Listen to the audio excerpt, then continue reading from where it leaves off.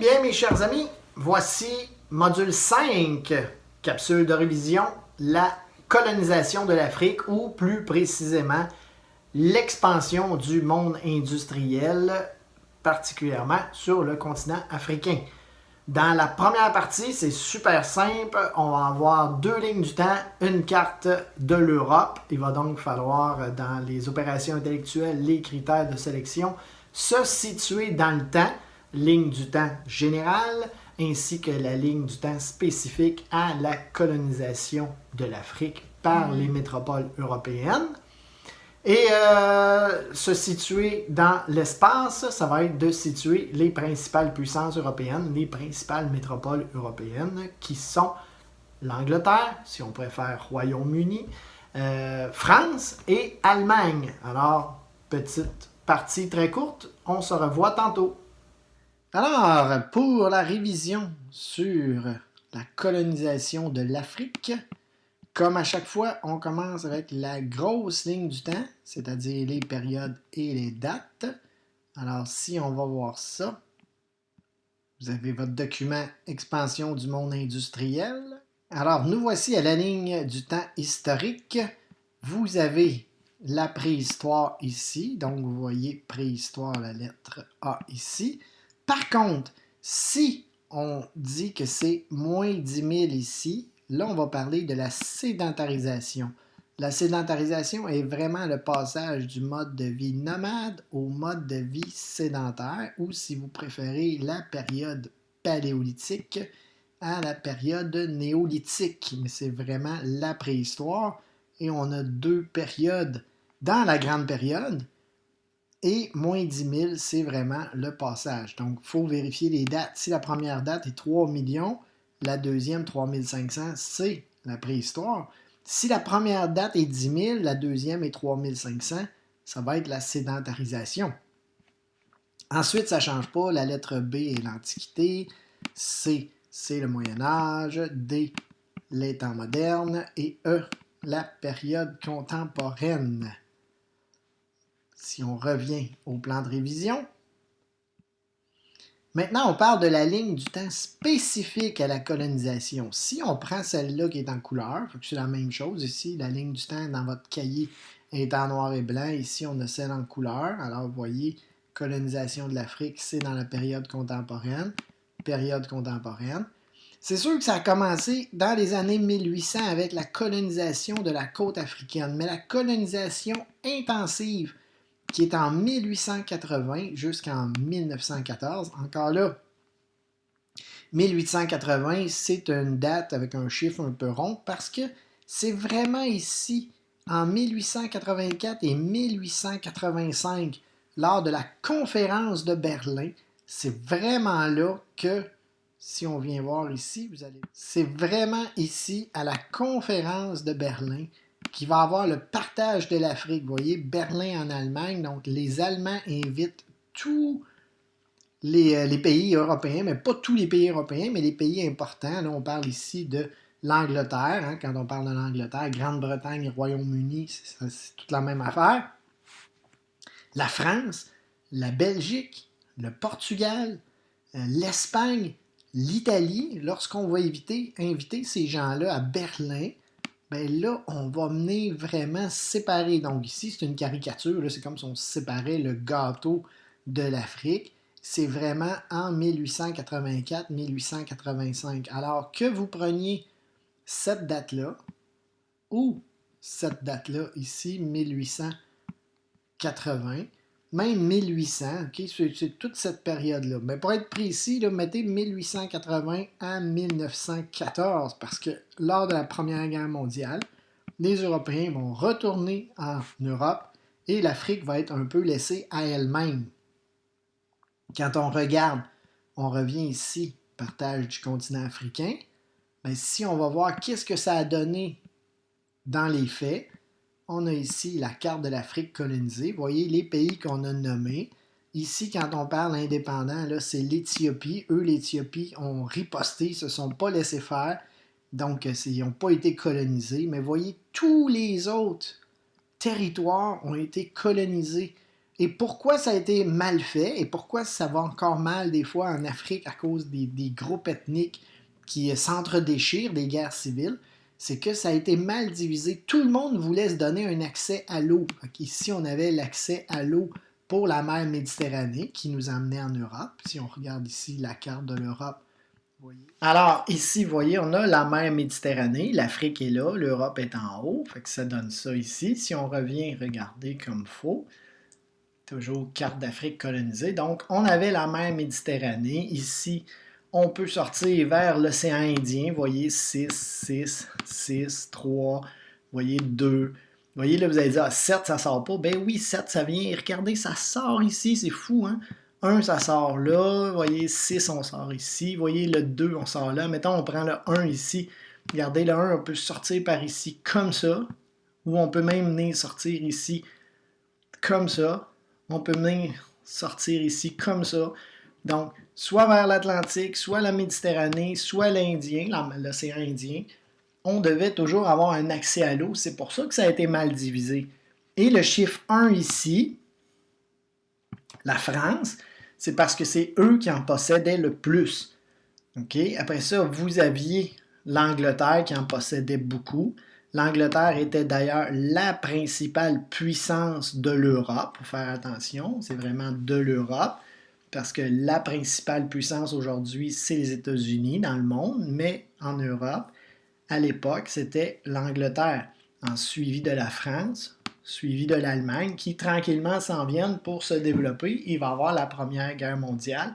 C'est d'ailleurs ici, on a vu ça comme ça. Alors, c'est vraiment 1800 à 1914. Dans votre document, même chose si on vient voir. Vous voyez, dans votre document, vous avez la même chose. Donc, colonisation intensive 1880-1914. Même si ça a commencé un petit peu avant, ça arrête avec la Première Guerre mondiale et la conférence de Berlin 1884-1885. Alors, carte avec les pays à placer dessus sont déjà placés. Vous avez peut-être vu tantôt, là, mais on va aller voir. Et il va y avoir des petites définitions, là, comme je vous disais. Allons voir avant les définitions la carte. Donc, vous voyez France, Angleterre, Allemagne, comme je dis souvent, l'Angleterre. Si on prend l'Écosse en haut comme ça, ça devient la Grande-Bretagne. Et si on vient prendre l'Irlande du Nord, l'Écosse, l'Irlande du Nord, l'Angleterre, vous avez aussi le Pays de Galles ici. Tout ça ensemble, ça fait le Royaume-Uni. Et là, ben, quand je dis qu'il y a des petites questions qui vont suivre, donc quelle est la principale puissance européenne? L'Angleterre, Royaume-Uni ou Grande-Bretagne. Quel pays possédait le plus de colonies en Afrique? La France. Et quel pays se développe tranquillement et quel pays va inviter des gens à la conférence de Berlin? C'est l'Allemagne. Et eux autres, ils vont un petit peu mettre des bâtons dans les roues dans le but de, à la France là, et au Royaume-Uni bien sûr, dans le but de prendre de la puissance qui va nous amener à la Première Guerre mondiale. Comme je vous disais, vous l'avez aussi dans votre document ici. Ça se trouve à être à la page, vous voyez, page 2. Alors, dans la deuxième partie, un petit peu plus complexe. Au début, c'est facile. Il y a quelques définitions. Vous allez voir, là, colonie, métropole, discrimination, industrialisation. Là, vous allez voir. Donc, les opérations intellectuelles, critères de sélection, ça va être, pas critères de sélection, mais critères d'évaluation. Ça va être établir des faits. Ensuite, on va avoir des causes, donc déterminer des causes et des conséquences, mais ça va être plus des causes, donc les motivations européennes pour aller en Afrique. Et ensuite, on va avoir déterminé des conséquences. Donc, qu'est-ce que ça fait sur les peuples africains, cette domination européenne-là sur les territoires du continent africain. Et ensuite, on va ça va être plus créer des liens, il doit être capable de dire ça c'est arrivé à cause de telle chose. Alors, vous allez voir, on va aussi terminer avec les problèmes qu'il y a encore dans les pays d'Afrique aujourd'hui. Alors, il y a beaucoup de mettre en relation des faits, dans le fond. Là. Quand je parle de créer des liens, là, vous allez voir, c'est ce qu'on va voir dans la deuxième partie. À tantôt pour la fin. Vous avez des définitions importantes. Donc, qu'est-ce qu'une colonie? Donc, la colonisation. Okay? La colonisation, ben, c'est quoi? C'est vraiment le colonialisme, les colonies, c'est les métropoles. Alors, il ne faut pas dire, ce n'est pas les métropoles, là, les grandes villes du monde. Quand on parle de métropole ici, ce sont vraiment les puissances européennes. Donc, l'Angleterre, Royaume-Uni, comme je dis toujours, même chose. L'Allemagne, la France, la Belgique, ce sont les métropoles qui se séparent les territoires africains. Donc, les métropoles obtiennent des colonies. Et c'est pour ça, après ça, qu'on appelle ça l'impérialisme. C'est tout relié ensemble.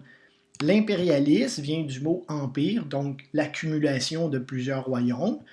Le concept impérialiste fait en sorte que les métropoles possèdent plusieurs colonies. Par le fait même, les colonies, eux, éventuellement, vont développer un sentiment nationalisme, donc une fierté, et ça va amener éventuellement à la décolonisation, plus dans les années 1950. Donc, ils ont été colonisés et éventuellement, ils vont obtenir leur autonomie. Ça ne sera pas facile, mais ils obtiennent leur autonomie et un sentiment nationalisme. Encore là, c'est pas comme le nationalisme au Québec où on est fier de notre langue, notre religion, nos valeurs, nos coutumes, puis qu'on fête la Saint-Jean-Baptiste. Ici, on parle vraiment du nationalisme africain, mais ça ressemble un peu. Ils vont être fiers de leur identité, ils vont être fiers de leur groupe ethnique, et c'est pour ça qu'ils vont vouloir avoir leur autonomie. Alors que nous, au Québec, on l'a déjà, notre autonomie.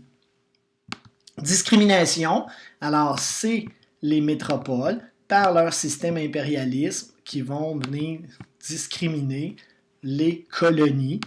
Donc, ils vont leur imposer leur langue, leur imposer leur religion, leur imposer leurs valeurs, leur imposer leur économie. Par le fait même, on parle ici d'acculturation. Donc, par la force, par la puissance militaire, technique, on va venir discriminer les colonies. On parle ici d'acculturation. Quelles étaient les motivations, les raisons et les motivations des pays européens? Ben, on l'a vu, on va aller voir dans le document. Voilà, alors on a les motivations économiques, aller chercher des produits de luxe. Okay. On a aussi les raisons politiques, donc le prestige, le rayonnement. Pression démographique, la population européenne en pleine croissance, plein de personnes vont aller s'installer sur le continent africain. On n'a qu'à penser en Afrique du Sud où il y a énormément de Blancs qui se sont installés là. Et pensez à l'équipe de rugby, vous avez plein de Blancs et de Noirs dans la même équipe. Et ça a pris du temps, là. On se rappelle là, l'apartheid avec Nelson Mandela. Ça a pris du temps avant que les Sud-Africains puissent avoir leur autonomie, là. Puissent avoir les mêmes droits que les Blancs. Là. Vraiment, c'était une discrimination terrible en Afrique du Sud. Motivation stratégique, donc renforcer la puissance militaire, des voies de passage pour le commerce et la défense. On l'a vu aussi pour les accès à l'eau. Et motivation idéologique, donc aller transmettre la religion et le progrès. On croyait vraiment, les Européens croyaient vraiment que les gens en Afrique étaient primitifs, qui n'étaient pas instruits, qui n'étaient pas développés. Alors on y allait en disant on va vous transmettre le savoir, on va vous transmettre le progrès, on va vous transmettre nos connaissances, on va vous installer des usines, ce qui nous amène ici avec l'industrialisation. L'industrialisation est le rôle majeur, important, dans ce qu'on appelle l'impérialisme, donc d'aller chercher des colonies dans le but d'avoir un empire colonial ou territorial. Et là, on le voit, la Grande-Bretagne, la France, comme l'Allemagne, la Belgique, les Pays-Bas. On avait aussi l'Espagne, le Portugal, l'Italie, qui vont vouloir avoir leur part de gâteau. Revenons ici. Les problèmes des pays africains, donc ils ont tellement été acculturés, on se rappelle ici de l'acculturation, ils ont tellement été discriminés, on leur a tellement fait croire que l'industrialisation passait par les pays européens, territoires, ça a tellement été mal divisé ici qu'on a créé des divisions. Dans les groupes ethniques, on n'a qu'à penser ici au Rwanda avec les Hutus et les Tutsis. Donc, on a donné énormément de pouvoir aux Tutsis. Et lorsqu'on est parti pour la Première Guerre mondiale, on a laissé ça de même, le pouvoir comme ça, un peu vacant. Et les Hutus, qui étaient majoritaires, qu'est-ce qui est arrivé? Les Hutus, de génération en génération, ont voulu se venger des Tutsis, à qui les Européens avaient donné le pouvoir. Et ce que ça a donné, ça a donné qu'on a eu le génocide du Rwanda en 1994. Et encore aujourd'hui, on a des problèmes qui peuvent survenir à tout moment. Allons faire un petit tour, faire le tour rapide de notre document, comme ça, pour s'assurer qu'on a bien compris. Alors, quand on parlait ici, la Grande-Bretagne, très grande puissance, aujourd'hui encore, on a ce qu'on appelle l'organisation du Commonwealth. Donc ça, c'est important pour l'examen. La Grande-Bretagne, le Commonwealth, c'est des pays, et c'est pas juste des pays africains, c'est tout l'Empire britannique. Alors, vous avez l'Australie là-dedans, vous avez le Canada aussi là-dedans. Alors, sur une carte du monde, c'est important d'être capable de repérer le Commonwealth. Conférence de Berlin, on en a parlé. L'Afrique colonisée, vous voyez, on en a parlé. Alors ici, matières premières, ça c'est important aussi. Caoutchouc, coton, zinc, de l'or, diamant, pétrole. Aussi de la nourriture, des denrées alimentaires, tout ça. On a la conférence de Berlin. Les deux plus grandes puissances, et comme je dis, l'Allemagne qui n'est pas là, mais qui va venir s'ajouter éventuellement. Donc, Grande-Bretagne, la plus grande puissance. Aussi sur la planète, comme on disait tantôt, il possédait aussi l'Australie, le Canada, donc font partie du Commonwealth. La France, qui possédait, la France possédait le plus de territoire en Afrique. La Grande-Bretagne, le plus de territoire dans le monde, mais la France en Afrique. Faire la distinction, pas se tromper. Les produits, on les a vus. La main-d'œuvre qui coûtait pas cher. Et on voit, c'est un monopole, donc le monopole européen. Monopole, ça veut dire que tout devait passer par eux. Vous voyez, ils interdisent à leurs colonies de commercer entre eux. Après ça, les autres, ils veulent, la Grande-Bretagne et la France veulent maintenir et étendre leur influence dans le monde. Donc, raison pour aller en Afrique.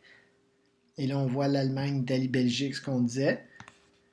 Les Européens étaient tellement convaincus de leur supériorité, donc une supériorité technique et scientifique. Et quand ça ne faisait pas, on y allait avec une supériorité militaire. On va le voir un petit peu plus loin. On a même ici la science européenne qui confirme l'inégalité des races. On disait que la race blanche avait le devoir moral d'apporter la civilisation au peuple d'Afrique. Donc, par la langue, par la religion, par les valeurs, par les coutumes, on en faisait des lois. Vous voyez ici, on a enseigné le français dans une colonie. On a les questions qui suivent. On continue. Quand on parlait de science qui prouvait, si on revient ici, quand on parlait de la science qui confirme l'inégalité des races, on s'est servi de Charles Darwin, un naturaliste britannique. Donc, lui, qu'est-ce qu'il a fait? Il disait que dans l'environnement, les êtres les plus forts et les mieux adaptés devaient transmettre à la génération suivante les caractéristiques, tandis que les plus faibles étaient appelés à disparaître. Mais ça, c'est par rapport à la nature. Mais Charles Darwin, lui, avait dit ça par rapport à la nature, naturaliste. Et là, les scientifiques britanniques qui ont suivi, eux, ont adopté ça en disant « Ah, mais c'est ça, c'est en plein ça. Regardez, nous, on est ici des races supérieures. Donc, les Britanniques, les Français, les Allemands et les Africains sont sous. Donc, c'était comme une sous-race, des races inférieures. C'est vraiment très discriminatoire, mais c'est comme ça que les Britanniques pensaient avec leur scientifique Charles Darwin. On appelait ça le darwinisme social. Alors, on continue. On voit ici les puissances. Pourquoi les Européens, ici, c'est important, sont convaincus de leur supériorité. Ici, vous voyez, décrivez comment les Blancs perçoivent leur rôle face au peuple. Donc, ils veulent apporter le progrès.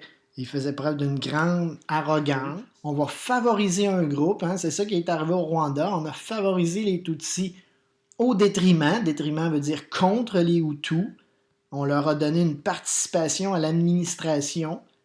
Et là, ben, quand on est parti, qu'est-ce qui est arrivé? Les Hutus se sont vengés éventuellement.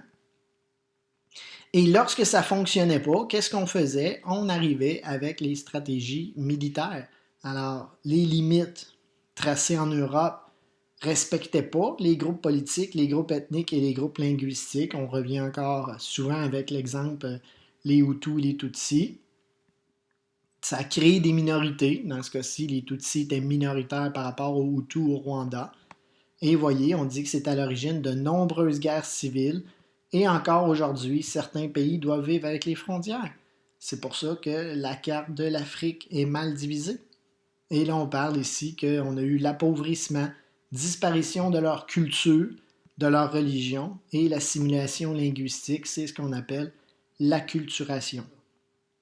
Comme ça ici, forcer les populations à adopter la civilisation du conquérant. Et là, on l'a ici, qui entraîne l'acculturation, donc c'est dans le petit texte. Appauvrissement, disparition de leur culture, perte de leur religion, assimilation linguistique. Et c'est déjà terminé. Alors, comme à chaque fois, il va y avoir des questions de révision sur les autres modules. Alors, faites attention à ça. Donc là, on est rendu au module 5. Il faut donc réviser module 4, 3, 2, 1, ainsi que des connaissances générales. Alors voilà, c'est déjà tout. Quoique c'était quand même un petit peu long. C'était une bonne capsule. Alors, bonne étude!